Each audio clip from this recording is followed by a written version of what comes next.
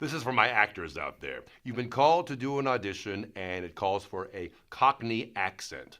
What do? A real easy way to start is by thinking about the way the mouth makes those sounds. And if you use just your mouth, thinking about that positioning of your mouth, you'll be set up for doing this accent. Let's get started.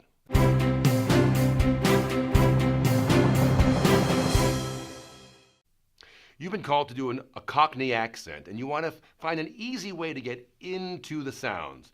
Well, first of all, you're going to want to go online, find some resources for a good, authentic Cockney accent. Watch EastEnders, the great examples on that show, and then you can start to imitate it.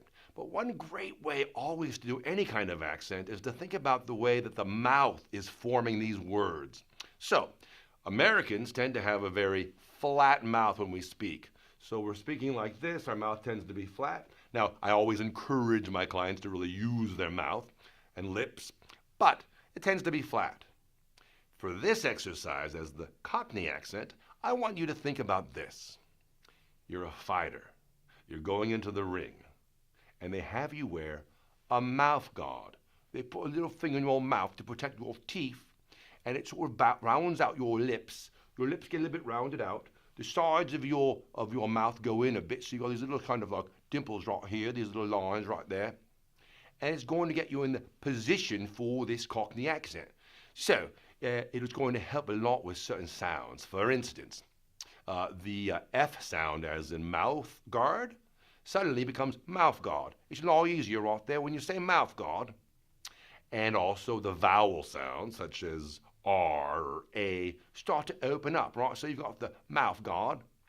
And finally, those L sounds, those L vowel sounds that we use in American English, we tend to touch the tip of our tongue up to the upper gum ridge. So when I say things like, well, Phil, the tip of the tongue goes up and touches that gum ridge. But if I got my mouth like this, it's going to be a lot easier to say well and Phil and things like that. So just think about rounding the mouth like this, and it's going to be a lot easier for you as a platform to start this Cockney accent.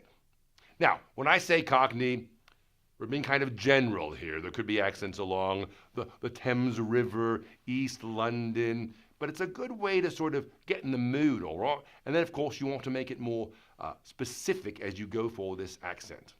But it's a great launching pad. Think about that mouth guard in your mouth, and you'll be on your way to creating an authentic Cockney accent.